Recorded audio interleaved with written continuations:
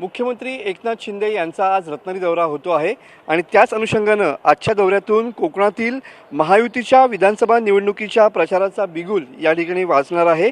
मुख्यमंत्री लाडकी बहीण योजना अंतर्गत महिला सशक्तीकरण अभियान कार्यक्रमाला मुख्यमंत्री एकनाथ शिंदे उपस्थित राहणार आहेत आणि त्याच अनुषंगानं सर्व जी तयारी आहे ती या ठिकाणी पूर्ण झालेली पाहायला मिळते आहे।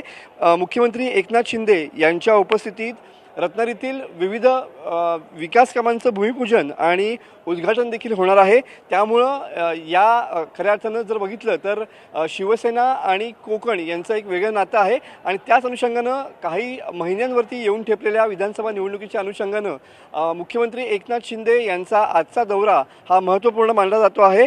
महिला सशक्तीकरण अभियानासाठी जवळपास 1000 बसमधून लाडक्या बहिणी ज्या आहेत त्या या पेंडॉलमध्ये येणार आहेत आणि जवळपास 60 ते 70 हजार महिला या कार्यक्रमाला उपस्थित राहतील असा अंदाज वर्तवण्यात येतो आहे। महायुतीचे दिग्गज नेते सुद्धा या कार्यक्रमाला उपस्थित राहणार आहेत। विशेष म्हणजे या कार्यक्रमाला मुख्यमंत्र्यांसोबत बांधकाम मंत्री रवींद्र चव्हाण हे देखील उपस्थित राहणार आहेत। ज्या पद्धतीनं सध्या महायुतीमध्ये रामदास कदम आणि सार्वजनिक बांधकाम मंत्री रवींद्र चव्हाण यांच्यामध्ये शीतयुद्ध सुरू असलेलं पाहायला मिळतंय, त्या अनुषंगानं आज मुख्यमंत्री या दोघांसाठी आणि महायुतीसाठी काय संदेश देतात याचीच उत्सुकता राजकीय वर्तुळात लागून झालेली पाहायला मिळते। कॅमेरामन समित गजनेसह मी मनोज देले, TV9 मराठी, रत्नागिरी।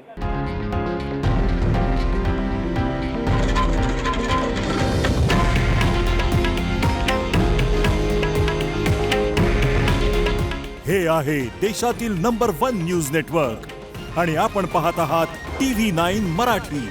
काळजी तुमची, हित महाराष्ट्राचं।